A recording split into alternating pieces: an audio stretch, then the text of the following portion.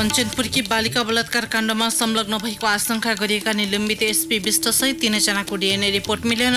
मन्त्री परिषदमा छलफलपछि छानबिन प्रतिवेदन सार्वजनिक गरिने गृहमन्त्रीको भनाई। सरकार र चिनिया कम्पनी गेजुवाका प्रतिनिधिबीच बुढी गण्डकी जलविद्युत आयोजना निर्माणको प्रारम्भिक ढाँचाबारे छलफल।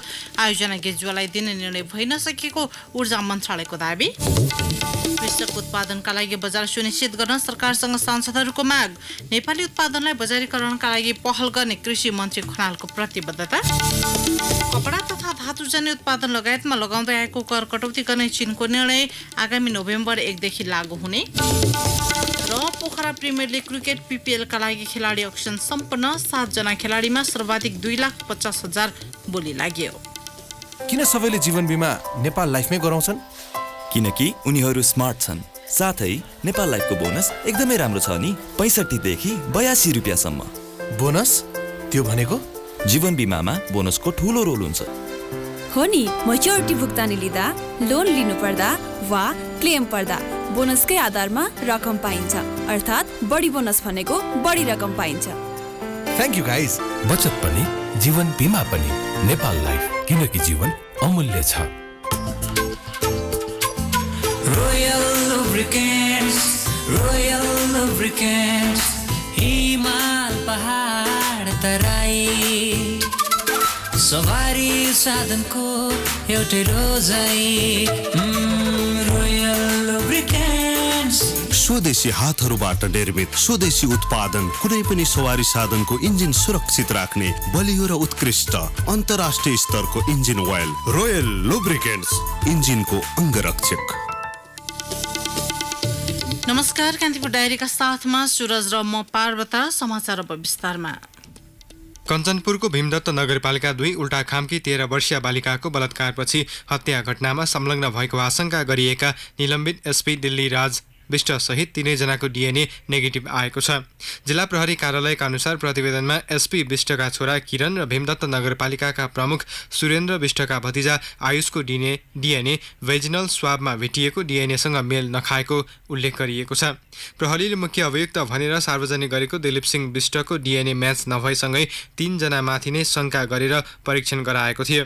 दिलीप सिंह भन्दा अघि पनि प्रहरीले चक्र बडुको समेत डीएनए परीक्षण गरेको थियो। अहिलेसम्म 5 जनाको डीएनए परीक्षण भइसक्दा समेत कसैको पनि मेल नखाएपछि घटना थप पेचिलो बनेको छ। अनुसन्धानमा संलग्न प्रहरीका अनुसार घटनास्थल नजिकै सेनाको 25 नम्बर बाहिनी रहेकाले घटना भएको दिन ब्यारेकबाट बाहिर निस्किएका सेनामाथि पनि अनुसन्धान अघि बढेको छ। उनीहरू शङ्कास्पद देखिएमा आरोप पुष्टि गर्न डीएनए परीक्षण गर्नुको विकल्प नरहेको अनुसन्धानमा संलग्न प्रहरी अधिकारी बताउँछन्। जिल्ला प्रहरी कार्यालयका प्रवक्ता डीएसपी कृष्ण ओझाले भने विभिन्न कोणबाट घटनाको अनुसन्धान भइरहेको बताउनुभयो। 2 महिनाको अवधिमा घटनामा छानबिन र अनुसन्धान गर्दा 8 वटा समिति बने पनि अहिलेसम्म कुनै ठोस तथ्य फेला परेको छैन। बालिकाको बलात्कारपछि हत्याको घटनाको छानबिन गर्न अहिले पनि 4 वटा समिति सक्रिय छ। यसैबीच डीएनए रिपोर्ट सार्वजनिक भएसँगै कञ्चनपुरवासी पुनः आन्दोलित भएका छन्। घटनाका दोषी पत्ता लगाउनुका साथै उच्चस्तरीय छानबिन समितिको प्रतिवेदन सार्वजनिक गर्न उनीहरूले माग गरेका छन्। स्थानीय महिला नागरिक सङ्घर्ष समितिले प्रतिवेदन सार्वजनिकको माग गर्दै स्थानीय मदनचोकमा हिजोदेखि धरना सुरु गरेका छन्। उनीहरूले आज प्रमुख जिल्ला अधिकारी मार्फत प्रधानमन्त्रीलाई ज्ञापन पत्र समेत बुझाएका छन्। दबावमूलक सङ्घर्ष समितिले पनि महेन्द्रनगर बजारमा र्याली निकालेर प्रदर्शन गरेका छन्। यसैबीच गृहमन्त्री रामबहादुर थापाले कञ्चनपुरकी 13 वर्षीय बालिकाको बलात्कारपछि हत्या घटनामा संलग्न दोषीलाई चाँडै कारबाहीको प्रक्रियामा ल्याइने बताउनु भएको छ। विराटनगरमा आज बिहान सञ्चारकर्मीसँग मन्त्री थापाले घटनाको अनुसन्धान गर्न सरकारद्वारा गठित उच्चस्तरीय छानबिन समितिले सरकारलाई प्रतिवेदन बुझाइसकेकाले सोही अनुसार अहिले अनुसन्धान भइरहेको बताउनुभयो। समितिले दिएको प्रतिवेदन मन्त्री परिषदमा छलफलपछि सार्वजनिक गरिने उहाँले जानकारी दिनुभयो। प्रतिवेदन सार्वजनिक गर्न माग गर्दै कञ्चनपुरमा हिजोदेखि पुनः आन्दोलन सुरु भएको छ। यस्तै गृहमन्त्री थापाले बहुचर्चित 33.5 किलो सुन तस्करी र मोरङ उर्लाबारीका सनम साक्यको हत्या सम्बन्धी अनुसन्धान प्रतिवेदन सार्वजनिक गर्ने बताउनु भएको छ।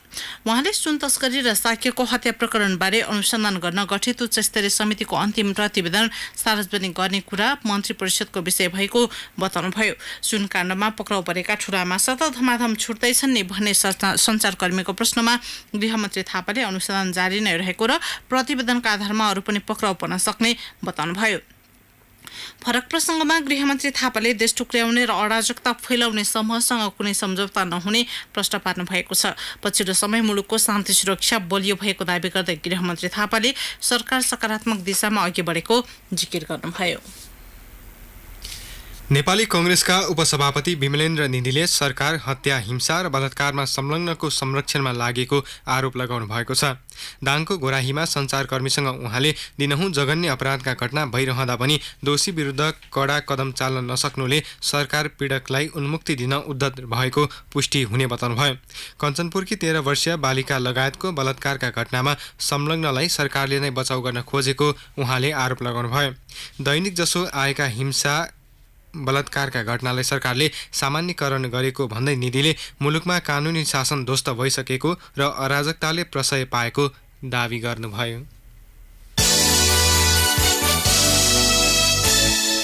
1200 मेगावाट क्षमताको बुढी गण्डकी जलविद्युत आयोजना निर्माणबारे ऊर्जा मन्त्रालय र चिनिया कम्पनी गेजुवाबीच आज प्रारम्भिक ढाँचाबारे छलफल भएको छ। स्वदेशी लगानीमा बन्न सक्ने अवस्था हुँदाहुँदै सरकारले विवादित कम्पनी गेजुवालाई निर्माणको जिम्मा दिन लागेको भन्दै सत्तारूढ दलबाट आलोचना भइरहेका बेला ऊर्जा मन्त्रालयले आयोजनाबारे छलफल गरेको हो। मन्त्री परिषदबाट निर्णय भएअनुसार गेजुवाका प्रतिनिधिसँग आयोजनाबारे धारणा बुझ्न प्रारम्भिक छलफल गरिएको ऊर्जा मन्त्रालयका प्रवक्ता दिनेश घिमिरेले जानकारी दिनुभयो। आयोजना निर्माणका लागि चिनिया कम्पनी गेजुवाले प्रस्ताव मात्रै गरेको भन्दै घिमिरेले मन्त्री परिषदले निर्माणको जिम्मा दिन नसकेको जिकिर गर्नुभयो। तत्कालीन ऊर्जा मन्त्री जनार्दन शर्माका पालामा गेजुवालाई निर्माण जिम्मा दिए पनि शेरबहादुर देउवा सरकारले सो निर्णय खारेज गरी स्वदेशी लगानीमै बनाउने निर्णय गरेको थियो। देउवा सरकारको निर्णय खारेज गर्दै वर्तमान सरकारले पुनः गेजुवालाई दिने निर्णय गरेपछि आयोजनामा विवाद सुरु भएको हो। सरकार फेरिसँगै नेतृत्वले आफू अनुकूल निर्णय गर्दा धादिङ र गोर्खाको सीमामा अवस्थित सो महत्वाकांक्षी आयोजनाको निर्माण भने अन्यलमा पर्दै आएको छ। सो आयोजना प्रभावितलाई सरकारले पेट्रोलियम करबाट उठेको रकमबाट मुआब्जा बाँडिरहेको छ। नेपालीले उत्पादन गरेका कृषि उपज सामग्रीको बजार व्यवस्थापनको लागि प्रभावकारी बनाउन सांसदले सरकारसँग माग गरेका छन्। प्रतिनिधि सभाको कृषि सहकारी तथा प्राकृतिक स्रोत समितिका सदस्यले मुलुकभित्र उत्पादन भएका कृषि सामग्रीको बजार व्यवस्थापन गर्न सरकारले पहल गर्नुपर्ने बताएका हुन्। समितिको आजको बैठकमा बोल्ने सांसदले कृषि सामग्रीको बजार सुनिश्चित नहुँदा धेरै नेपाली विदेशी नै गरेको बताएका छन्। उनीहरूले अन्य मुलुकबाट आयात हुने कृषि सामग्रीलाई प्रतिस्थापन गरी स्वदेशी उत्पादनलाई प्राथमिकता दिने वातावरण बनाउनु पर्नेमा जोड दिएका हुन्। समितिका सदस्य हरिबोल गजुरेल, ओन्सरी घरती, दलबहादुर राणा, राधा गेवाली, सत्यनारायण शर्मा, राजबहादुर छेत्री लगायतले स्वदेशी उत्पादनको बजार व्यवस्थापन गर्नुपर्नेमा जोड दिएका थिए। कृषि तथा पशुपन्छी विकास मन्त्री चक्रपाणी खनालले कृषि उपज सामग्रीको बजार व्यवस्थापनको लागि सरकारले प्राथमिकता दिने बताउनुभयो। यद्यपि स्वदेशी उत्पादनमा गुणस्तरीयता नभएको उहाँको भनाइ थियो। हामीले किसानको घरबाट फ्याक्ट्रीसम्म आउनका प्रक्रियाहरू पनि हाम्रो राम्रो छैन। त्यसो गर्दा कति कडाइपूर्वक जाने भन्ने एउटा विषय यो हामीलाई खड्किएको छ। हाम्रो चोक गल्ली सबैतिर नियमन गर्ने निकायहरू चाहिँ अलि सक्षम हुनुपर्दो रहेछ। र अर्को कुरा, हरेक ठाउँबाट स्याम्पल लिने, टेस्ट गर्ने, त्यसपछि त्यसबाट के आउँछ त्यसको चाहिँ सबै कुरा हेरेर फेरि तुरन्त त्यसलाई निर्देशन दिने, कारबाही गर्ने र आवश्यक परे ती संस्थाहरू बन्द गरिदिने, ती चाहिँ फ्याक्ट्रीहरू बन्द गरिदिने। यो गरिएन भने त्यो पनि बडा अप्ठ्यारो मैले देखेँ। त्यसो गर्दा यसको लागि अहिले अभियान हामीले सञ्चालन गरेका छौँ। यसलाई उपभोग्य वस्तुहरूको जुन अहिलेको अवस्था छ यसलाई फेरि कतै कतै अन्तर्मन्त्रालय समन्वयको खाँचो पनि देखा पर्यो र यी सबै कुराहरूलाई हेरेर यसका अन्तर्विरोध पनि हल गर्दै अगाडि हामीले बढाउँदैछौँ। 200वटा पानी उद्योगमध्ये 6वटाले मात्र मापदण्ड सबै पूरा गरेको, 27वटा दुग्ध कम्पनी मध्ये कुनैले पनि सबै मापदण्ड पूरा नगरेको मन्त्री खनालले समितिलाई जानकारी गराउनुभयो। अस्तै अहिले कृषिको 45वटा सुपरजोनको प्रस्ताव आएको र 14वटा सञ्चालनमा रहेको पनि उहाँले बताउनुभयो। कान्तिपुर डायरीमा ब्रेकको पालो।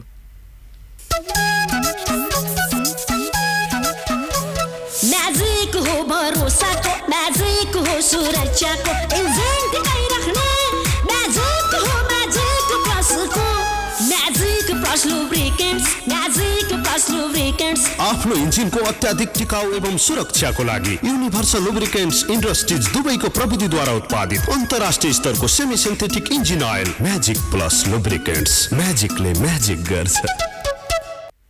कान्तिपुर डायरीमा अब बाँकी प्रसङ्ग श्रम रोजगार तथा सामाजिक सुरक्षा मन्त्री गोकर्ण विष्टले प्रधानमन्त्री रोजगार कार्यक्रमलाई सबै नेपालीको साझा कार्यक्रमको रूपमा सञ्चालन गरिने बताउनु भएको छ।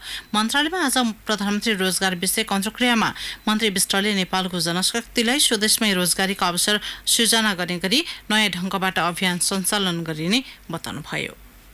सरकारले युवाहरूलाई केन्द्रित गरेर काम गर्ने उमेर समूहको जनशक्तिलाई लक्षित गरेर ल्याउन थालिरहेको प्रधानमन्त्री रोजगार कार्यक्रम सबै नेपाली युवाहरूले गौरव महसुस गर्ने गरी सबै नेपाली युवाहरूले साझा कार्यक्रमको रूपमा अनुभूत गर्ने गरी यो कार्यक्रम सञ्चालन गरिनेछ। यो कार्यक्रम आम नेपाली युवाहरू, काम गर्ने उमेर समूहका युवाहरू, सबै युवाहरूलाई समान अवसर पैदा गर्ने गरी, निष्पक्ष अवसर पैदा गर्ने गरी र सबै युवाहरूको क्षमता, प्रतिभा, सिप, जोस जाँगरलाई विकासमा पर्याप्त उपयोग गर्ने गरी यो कार्यक्रम सञ्चालन गरिनेछ। मन्त्री विष्टले यही वर्ष लाखौं युवालाई रोजगारीको अवसर सृजना गर्ने दावी गर्नुभयो। यही वर्ष नेपालमा लाखौं व्यक्तिहरूलाई रोजगारीका अवसर पैदा गर्ने गरी हामीले रोजगार कार्यक्रम सञ्चालन गर्छौँ। त्यसको हामी तयारी गरिरहेका छौँ। अहिले हामीले घोषणा गरेको भन्दा योभन्दा धेरै गुणा बेसी युवाहरूलाई रोजगारी सृजना गर्ने गरी हामी तयारी गरिरहेका छौँ। यसलाई कुन क्षेत्रमा के गर्दा कति लाख, कति हजार व्यक्तिहरूलाई रोजगारी सृजना सम्भावना छ, हामी एउटा निश्चित तयारीका साथ करिब अन्तिम चरणमा हामी आएका छौँ। निश्चित तयारीका साथ सार्वजनिक गर्नेछौँ। मन्त्री विष्टले नेपाली श्रम बजारको दायरालाई फराकिलो बनाउन, श्रमिकलाई सिपयुक्त बनाउन तथा उत्पादकत्व वृद्धि गर्न विशेष कार्यक्रम सञ्चालन गर्ने तयारी भइरहेको जानकारी दिनुभयो। श्रम बजारको दायरालाई फराकिलो बनाउने, रोजगारीका अवसरहरूलाई फराकिलो बनाउने, अध्यक्ष श्रमलाई दक्ष बनाउने, सिपयुक्त बनाउने, श्रमिकको उत्पादकत्व वृद्धि गर्ने सन्दर्भमा विशेष कार्यक्रम हामी सञ्चालन गर्नेछौँ। अबको केही समयमा हामीले संरचना निर्माण गरिसकेपछि सिप बिनाको जनशक्ति वैदेशिक रोजगारीमा नजाने गरी सम्पूर्ण जनशक्तिलाई सिप प्रदान गर्ने गरी हामीले विशेष योजना र कार्यक्रम ल्याउनेछौँ। सरकारको केही नीतिगत निर्णयले पनि मुलुकमा हजारौं युवा शक्तिले रोजगारी पाउने अवस्था रहेको भन्दै मन्त्री विष्टले यसका लागि सरकार कटिबद्ध रहेको बताउनुभयो। शैक्षिक बेरोजगारी अन्त्य गर्न सरकार सामु मुख्य चुनौती रहेको उहाँको भनाइ थियो। शिक्षा विज्ञान तथा प्रविधि मन्त्री गिरिराजमणि पोखरेलले मौलिक हक सम्बन्धी विधेयक पास गर्नै पर्ने भएकाले चिकित्सा शिक्षा विधेयक पारित गर्न समय नसकिएको बताउनु भएको छ। रेडियो कान्तिपुरसँग कुरा गर्दै उहाँले आफू सो विधेयकप्रति सकारात्मक रहेको जिकिर गर्नुभयो। मन्त्री पोखरेलले असोज 3 गतेभित्र मौलिक अधिकार सम्बन्धी विधेयक टुङ्गो लगाउनु पर्ने बाध्यताका कारण चिकित्सा शिक्षा विधेयकलाई अन्तिम रूप दिन नसकिएको बताउनुभयो। उता चिकित्सा शिक्षा विधेयक पारित नभएको भन्दै डाक्टर केसीले आक्रोश व्यक्त गर्नुभएको छ। चिकित्सा शिक्षा विधेयक संसदबाट पारित गर्ने सहमतिपछि डाक्टर केसीले 15औं पटकको अनसन तोड्नु भएको थियो। आफूसँग भएको सहमति कार्यान्वयन नभई 16औं पटकको अनसन बस्ने उहाँले चेतावनी समेत दिनुभएको छ। नजिकै गएका चाडपर्वलाई लक्षित गरेर महानगरीय प्रहरी परिसर काठमाडौँले सुरक्षित काठमाडौँ अभियान सुरु गरेको छ। परिसरमा आयोजित पत्रकार सम्मेलनमा प्रमुख एसएसपी वसन्त लामाले दशैं, तिहार, छठ लगायतका चाडपर्वको सुरक्षा योजना सार्वजनिक गर्नुभएको हो। उहाँले हुन सक्ने सम्भावित सुरक्षा खतरालाई विश्लेषण गरेर सुरक्षा व्यवस्था कडा बनाइएको बताउनुभयो। काठमाडौँभित्र नै सबै नाकामा कुकुरको चेक जाँचदेखि अपराधी समात्न नाकाबन्दीसम्मको योजना रहेको उहाँको भनाइ छ। एसएसपी लामाले दशैं, तिहार, छठको अवधिभर 3535 प्रहरी परिचालन हुने बताउनुभयो। जसमध्ये 60 वटा पैदल गस्ती, 36 वटा साइकल गस्ती, 30 वटा हतियारसहितको मोटरसाइकल गस्ती र सादा पोसाकमा पनि प्रहरी परिचालन गरिने उहाँले जानकारी दिनुभयो।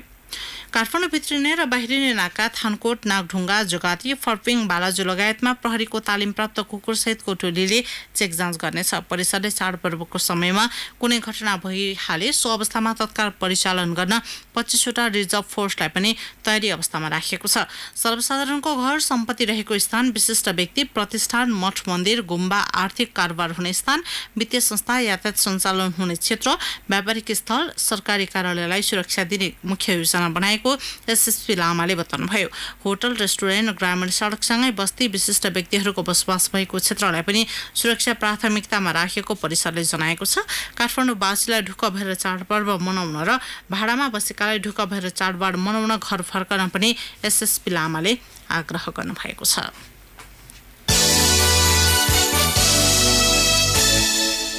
नेपालगञ्जका सुन व्यवसायी हेमकार परिवारका 5 जनाको हत्या घटना भएको 14 वर्षपछि बाँके प्रहरीले एक आरोपितलाई पक्राउ गरेको छ।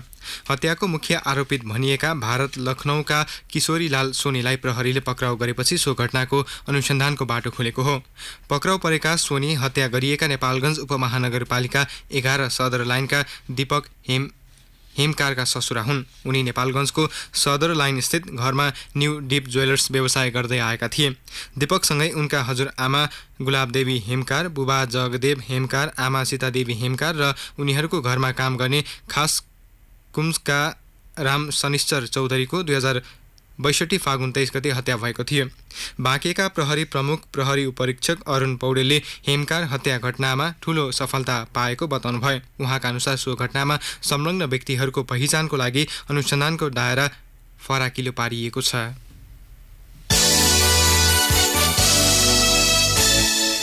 संघीय मामिला तथा सामान्य प्रशासन मन्त्रालयले 753वटै स्थानीय तहमा प्रारम्भिक बाल विकास कार्यक्रम सुनिश्चित गर्नका लागि पहल सुरु गरेको छ। बालबालिकाको बौद्धिक विकासमा सघाउ पुर्याउन भन्दै मन्त्रालयले सबै भेगमा प्रारम्भिक बाल विकास कार्यक्रम पुर्याउन पहल थालेको हो। एक रिपोर्ट।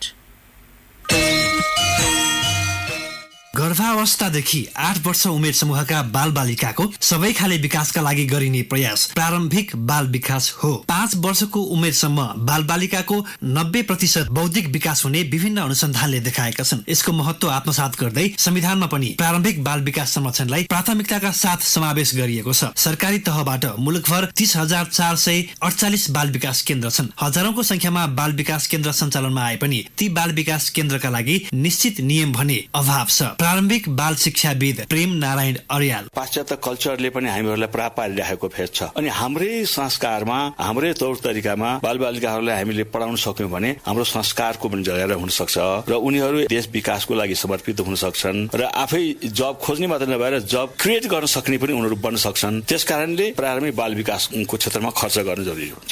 नेपालमा ढिलो गरी भए पनि पछिल्लो समय प्रारम्भिक बाल विकासको महत्त्वबारे सरकारवाला सजग देखिन थालेका छन्। तर आवश्यक रणनीति नहुँदा बालबालिकाको सामाजिक, बौद्धिक, संवेगात्मक, सामाजिक र भाषिक वृद्धिमा आवश्यक प्रगति हुन सकेको छैन। शहरी क्षेत्रमा सन्तोषजनक भए पनि ग्रामीण क्षेत्रमा प्रारम्भिक बाल विकासको अवस्था निकै दयनीय छ। प्रारम्भिक बाल विकास क्षेत्रमा काम गर्दै आएको सेतो गुराँस राष्ट्रिय बाल विकास सेवाकी तालिम संयोजक भीमा राई। गर्भ अवस्थादेखि नै प्रारम्भिक बाल विकासको सुरुवात हुन्छ र उनीहरूलाई फोकस गरेर कार्यक्रमहरू सञ्चालन गर्नुपर्छ। जस्तै बाल स्याहार केन्द्रहरू अनि घरेलुमा आधारित बाल विकास कार्यक्रमहरू सञ्चालन गर्नुपर्ने काम जहाँ गर्छन् आमाहरूले त्यही नै बाल विकासको सेवा पुर्याउनु पर्ने। कोही घरमा रहिरहेका बालबालिकाहरूलाई घरैमा बाल विकास सेवा प्रदान गर्नुपर्ने अवस्था छ जसको चाहिँ हामीले अभिमुखीकरण गर्नु जरुरी छ। जीवनकै महत्त्वपूर्ण चरण प्रारम्भिक उमेरका बालबालिकालाई व्यवस्थित गर्न संघीय मामिला तथा सामान्य प्रशासन मन्त्रालयले एकीकृत प्रारम्भिक बाल विकासका लागि योजना तर्जुमा कार्यशाला स्रोत सामग्री तयार पारेको छ। सबै स्थानीय तहमा सुपुस्तिका मार्फत प्रारम्भिक बाल विकास कार्यक्रम सुनिश्चित गर्ने सचिव दिनेश प्रसाद थपलिया बताउनुहुन्छ।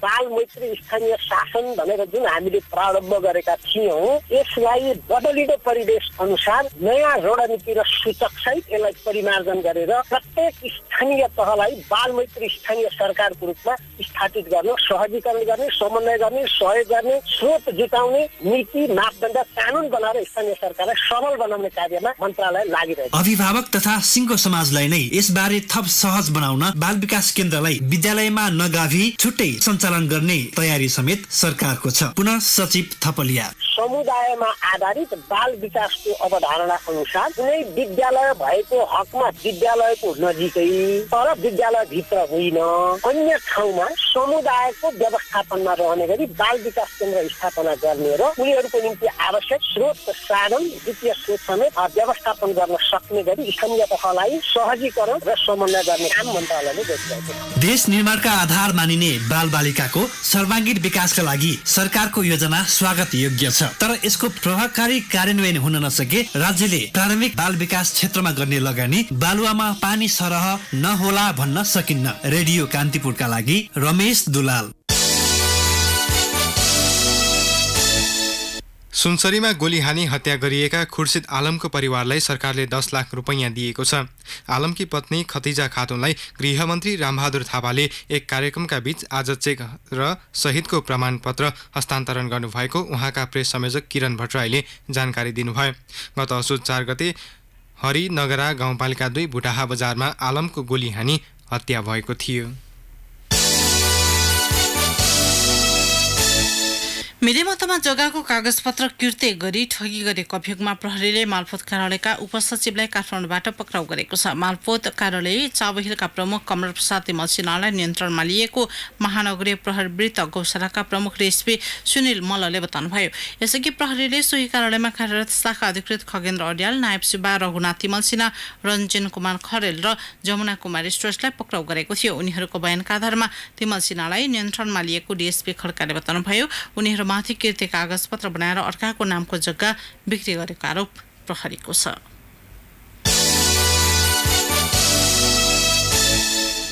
म्याग्दीको अन्नपूर्ण गाउँपालिका 3 दानालाई पर्वतको कुस्मा स्थित सबस्टेसन जोड्ने कालीगण्डकी करिडोरको प्रसारण लाइन निर्माणमा अवरोध भएको छ। आयोजनाले वातावरणीय प्रभाव मूल्याङ्कन प्रतिवेदनले औल्याएको सामाजिक क्षेत्रमा गर्नुपर्ने खर्च नगरेको भन्दै दानावासीले अवरोध गरेका हुन्। अन्नपूर्ण गाउँपालिका 2 नागढुङ्गा छेउमा बेनी जोमसोम सडक आयोजना र विद्युत प्रसारण लाइन बीचको टावर राख्ने विषयमा उत्पन्न विवाद अझै सुल्झेको छैन। यस्तै प्रसारण लाइन गाउँपालिकाका केन्द्र रहेको पोखरे बगरमा बस्तीमाथि हाइटेन्सन लाइन परेकाले बस्ती तथा बजार विस्तारमा समस्या भएको भन्दै स्थानीयले प्रसारण लाइनको टावर निर्माणमा अवरोध गरेका हुन्। दुर्गम क्षेत्रमा शिक्षाको जागरण अभियान सञ्चालन गर्दै आएका डोल्पाका शिक्षक विनोद शाहीलाई एसियन थाई फुड्सको प्रीति चाउचाउले आज सम्मान गरेको छ। प्रीतिको सामाजिक उत्थान एवं निस्वार्थ भावनाले युक्त भोग जरुरी छ अभियान अन्तर्गत शाहीलाई नगद 1,01,000 सहित सम्मान गरिएको हो। दुर्गम क्षेत्रलाई शिक्षित र सचेत बनाउने भोग भएका स्नोयाकका संस्थापक समेत रहेका शाहीलाई प्रीति चाउचाउले उहाँले स्थापना गर्नुभएका विद्यालय एवं डोल्पाका अन्य विद्यालयहरूका लागि टेबल बेन्च तथा अन्य शैक्षिक सामग्रीहरू पनि प्रदान गरेको छ। एसियन थाई फुड्स प्रणालीका प्रबन्ध निर्देशक महेश जाजुले शाहीलाई 1,01,000 को चेक हस्तान्तरण गर्नुभयो। उहाँले शाहीलाई अन्य थप सहयोगको प्रतिबद्धता समेत जनाउनुभयो। कार्यक्रममा जाजुले प्रीति चाउचाउकी सद्भावना दूत इन्दिरा राणा मगरलाई पनि सम्मान गरिएको थियो। यसअघि बुटवलका रक्तदाता कृष्ण चौहान छेत्रीलाई सम्मान स्वरूप 1 लाख नगद प्रदान गरिएको छ। कान्तिपुर डायरीमा अब ब्रेकको पालो। अब आर्थिक प्रसङ्ग। राष्ट्रिय बैंकबाट तत्काल प्रादेशिक संरचनामा जान सरकारवालाले सुझाव दिएका छन्। मुलुक प्रादेशिक संरचनामा गएको लामो समय हुँदासम्म पनि राष्ट्र बैंकले संरचना परिवर्तन नगर्दा वित्तीय नीति तथा योजना कार्यान्वयनमा समस्या भएको उनीहरूले बताएका छन्। राष्ट्र बैंकको अनुसन्धान विभागले बुटवलमा आज आयोजना गरेको प्रदेश 5 स्तरीय संघीय संरचनामा आर्थिक गतिविधि अध्ययन सम्बन्धी अन्तर्क्रियामा सहभागीले मुलुक संघीयतामा गए पनि प्रशासन र संगठनको विकेन्द्रीकरण नभएको गुनासो गरे। मुख्यमन्त्री शङ्कर पोखरेलले संघीयता अनुसार वित्तीय आयोग गठन नहुँदा बैंक तथा वित्तीय संस्थालाई संघीयतामा लैजान नसकेको बताउनुभयो। यसले गर्दा सूचना सङ्कलन, नीति तथा योजना निर्माणमा समस्या भएको उहाँको भनाइ थियो। राष्ट्र बैंकका कार्यकारी निर्देशक नरबहादुर थापाले राष्ट्र बैंकले यसअघि जिल्ला स्तरीय विषयगत कार्यालयलाई सूचना लिएर तथ्याङ्क सङ्कलन गरी त्यसका आधारमा नीति बनाउने गरेको बताउनुभयो। Super strong life long Nepal गुणस्तर चिन्ह प्राप्त बिसाल सिमेन्ट अल क्लाइमेट सिमेन्ट। धितोपत्र बजारमा आज 10 अङ्क बढीले गिरावट आएको छ। शेयर कारोबार हुने साताको पहिलो दिन आज बजार परिसूचक नेप्से 10.47 अङ्कले घटेर 1256.71 अङ्कमा पुगेको छ। नेप्सेमा कारोबार भएका 11 कम्पनी समूहका उपसूचक मध्ये व्यापार समूहको उपसूचक बाहेक बाँकी सबै ओह्रालो लागेकाले समग्र बजार प्रभावित भयो। सबैभन्दा बढी निर्जीवन बीमा कम्पनी समूहको उपसूचक 58.28 अङ्कले घटेको छ। यस्तै उत्पादनमूलक कम्पनी समूहको उपसूचक 35.26 र होटल समूहको उपसूचक 35.22 अङ्कले घटेको छ।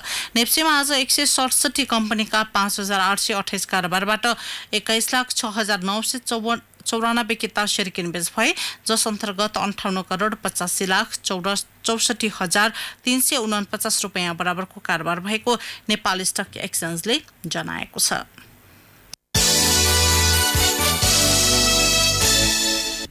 अब अन्तर्राष्ट्रिय प्रसङ्ग चीनले कपडा धातुजन्य उत्पादन लगायतका सामग्रीमा लगाउँदै आएको आयात करमा कटौती गर्ने भएको छ। चीनले आगामी नोभेम्बर 1बाट लागू हुने गरी कपडा र धातुजन्य सामग्रीको आयातमा 8.4% मात्र कर लिने निर्णय गरेको हो। यसअघि उसले 11.5% आयात कर लिने गरेको थियो। चिनिया वित्त मन्त्रालयका अनुसार काठ र कागजजन्य उत्पादनका सामग्रीमा पनि आयात कर घटाइएको छ। यस्तै खनिज र रत्नको आयात कर पनि घटाएर 5.4% मा झारेको बीबीसीले जनाएको छ।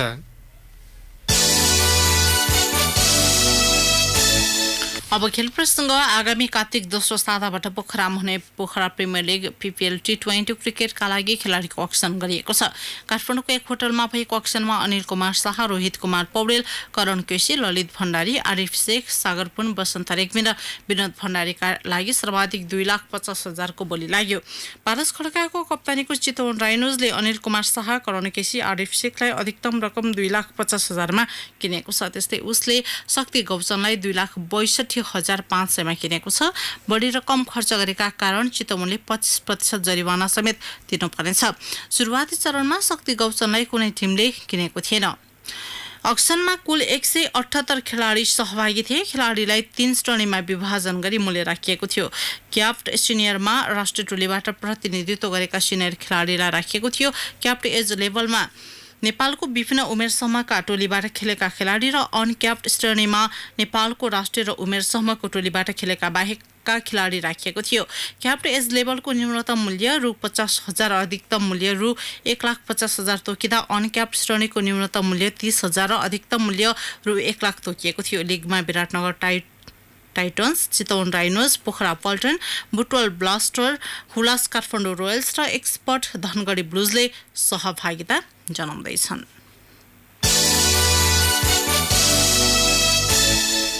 सीएमजी सङ्कटा क्लबले पल्सर सहित स्मारक ए डिभिजन लिगमा विजय सुरुवात गरेको छ। ललितपुरको 7 दोबाटो स्थित इन्फा कम्प्लेक्सको मैदानमा भएको खेलमा सङ्कटाले सरस्वती युथ क्लबलाई 1-0 ले पराजित गरेको हो।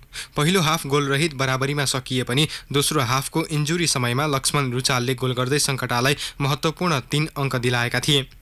नेपाली राष्ट्रिय टोली बङ्गलादेशमा हुने बङ्गबन्धु गोल्ड कप फुटबलका लागि त्यसतर्फ प्रस्थान गरेकाले लिग केही दिनका लागि स्थगित हुने अखिल नेपाल फुटबल सङ्घ एन्फाले जनाएको छ। बङ्गबन्धुमा नेपाली टोलीको प्रदर्शनका आधारमा लिगको पहिलो चरणका बाँकी खेलहरू निर्धारण हुनेछन्। जाँदा जाँदै news maker of the day. The news maker of the day. नेपालीले उत्पादन गरेका कृषि उपसामग्रीको बजार व्यवस्थापन गर्न सांसदले सरकारसँग माग गरेका छन्। प्रतिनिधि सभाको कृषि सहकारी तथा प्राकृतिक स्रोत समितिका सदस्यले मुलुकमा उत्पादन भएका कृषि सामग्रीको बजार व्यवस्थापन गर्न सरकारले पहल गर्नुपर्ने बताएका हुन्। सो समितिको आजको बैठकमा बोल्ने सांसदले कृषि सामग्रीको बजार सुनिश्चित नहुँदा धेरै नेपाली विदेशी नै गरेको बताए। कृषि तथा पशुपन्छी विकास मन्त्री चक्रपाणी खनालले कृषि उपज सामग्रीको बजार व्यवस्थापनलाई सरकारले प्राथमिकता दिने बताउनुभयो। यद्यपि स्वदेशी उत्पादनमा गुणस्तरीयता नभएको उहाँको भनाइ छ। मन्त्री खनालको सोही अभिव्यक्तिको सम्पादित अंशलाई आजको न्युज मेकर अफ द डेमा प्रस्तुत गर्दै सुरज र म पार्वता बिदा हुन्छौँ। नमस्कार, शुभरात्रि।